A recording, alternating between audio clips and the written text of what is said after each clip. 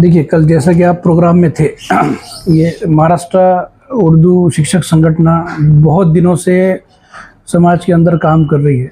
इन्होंने टीचर्स का बहुत अच्छा नेटवर्क बनाया है। ना सिर्फ ये अपने ड्यूटी के वक्त में, मगर अपने नौकरी के बाहर भी ये समाज के बच्चों को अच्छी तालीम मिले, इसलिए बहुत ज़्यादा ये लोग काम करते हैं। मुझे ऐसा लगा कि ऐसे संगठन से अगर अपन जुड़ेंगे तो हमारा जो विज़न है कि आज मुस्लिम समाज में जो एजुकेशन घटा है, आज मुस्लिम समाज में जो एजुकेशन और बढ़ना चाहिए, हमारे पास से कुछ तो वजह है कि हमारे पास से कलेक्टर नहीं निकल रहे हैं, तहसीलदार नहीं निकल रहे हैं।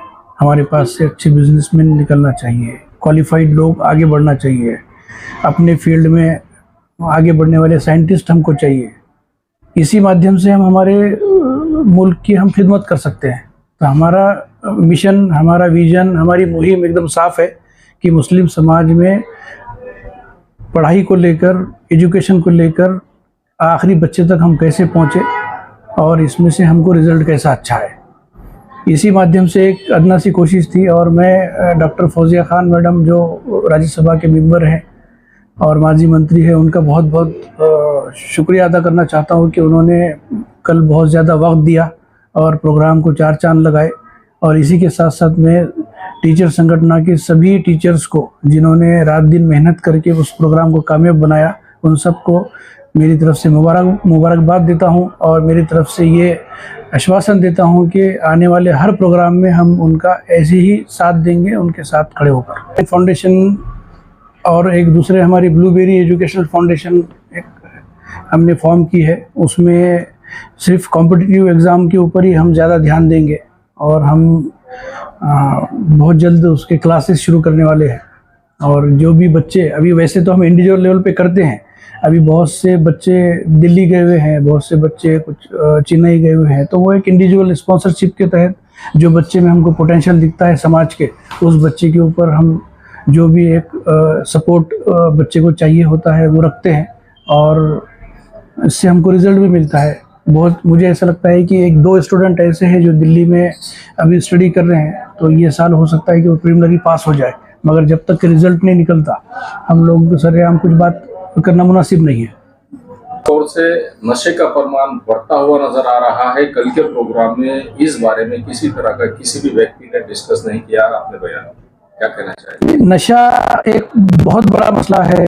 नशे के साथ साथ जुड़ा हुआ मसला बेरोजगारी है, उससे जुड़ा हुआ मसला है कि सोशल जस्टिस माइनॉरिटी के साथ हो रहा है कि नहीं हो रहा है।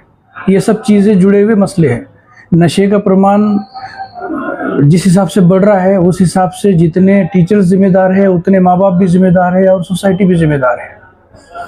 और ये बात पे हम बहुत दिनों से, आपको पता है कि हम बहुत दिनों से इस बात पे लड़ रहे हैं और इसका कुछ असर भी दिख रहा है। क्योंकि अभी मेरा ये मानना है कि पिछले 1 से 2 साल में मुस्लिम समाज में नशे का प्रमाण कम हुआ है। ख़ास करके हमारे दरगाह रोड पे तो अच्छा खासा बहुत ज़्यादा इम्प्रूवमेंट है और बहुत ज़्यादा अच्छा माहौल है। क्योंकि हमने यहाँ पर फुटबॉल एकेडमी के ज़रिए, क्रिकेट एकेडमी के ज़रिए यहाँ पर हमने छोटे छोटे बच्चों में स्पोर्ट्स को फैलाने का काम किया है और इस माध्यम से हमारे अलावा भी बहुत से लोग काम कर रहे हैं इसमें, और ये समाज के लिए बहुत अच्छी बात है। और रही बात परभनी के विकास की, तो आप लोग खुद यहाँ पर छोटे से बड़े हुए हैं। 30 साल 35 साल से जो परभनी का उल्टा विकास जो चल रहा है, मेरे ख्याल से 10 साल पहले, 15 साल पहले गवाने रोड बहुत अच्छा था, अब वहाँ पर भी खड्डे हैं। आप जेल कॉर्नर से जाएंगे अपना कॉर्नर तक, तो वहाँ पर भी खड्डे हैं। धार रोड से आप जाएंगे अगर गुलशना बाग, तो वहाँ पर भी खड्डे हैं। तो मुझे ऐसा लगता है कि ये खड्डे सम्राटों ने बनाया हुआ खड्डों का शहर है। अब आने वाले इलेक्शन में लोगों ने इन खड्डे सम्राटों को अपनी जगह बताकर कहीं कुछ न कुछ परिवर्तन का वोट डालना चाहिए और परभनी को विकास के मार्ग पे लेके जाना चाहिए।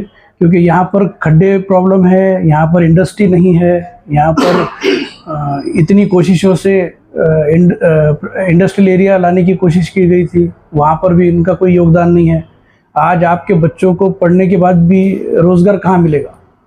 अगर आपका बच्चा पढ़ के यहाँ से पूना, मुंबई, बेंगलोर जाता है तो ये आप उसको कामयाबी मत समझिए। अगर परभनी में इंडस्ट्री नहीं आ रही है तो ये परभनी का फेलियर है, परभनी के लोगों का फेलियर है और परभनी के लोग जो जातिवाद के नाम पे इन लोगों को जो चुन के देते हैं, ये उसका फेल्योर है। तो मुझे ऐसा लगता है कि 2 जनरेशन आप खराब कर चुके हैं, अभी तीसरी जनरेशन खराब मत कीजिए, अभी जाग जाइए। क्योंकि आप जो महाराष्ट्र में पिछले 2 साल से जो कुरघोड़ी देख रहे हैं, आपको ये तो अंदाज़ा लग गया होगा कि यहाँ पर ना जात ना धर्म, कुछ पॉलिटिक्स नहीं है, ये सब खो की पॉलिटिक्स है। तो ये खो की पॉलिटिक्स में सब आगे बढ़ रहे हैं, किसी को अपनी संस्था बचाना है, किसी को खोके कमाने हैं। तो इन सब चीज़ों में परभनी का विकास नहीं हो रहा है। मुझे ऐसा लगता है कि आने वाले विधानसभा के इलेक्शन में लोग ये समझेंगे कि हमको संस्थानों का गुरखा नहीं चाहिए, हमको ऐसा कार्य सम्राट नहीं चाहिए जिसका पोस्टर लगा हुआ हो और उसके नीचे ही रोड में खड्डे हो। तो मुझे ऐसा लगता है कि आने वाले इलेक्शन में लोग परिवर्तन का वोट डालेंगे और कुछ ना कुछ चेंज जरूर आएगा।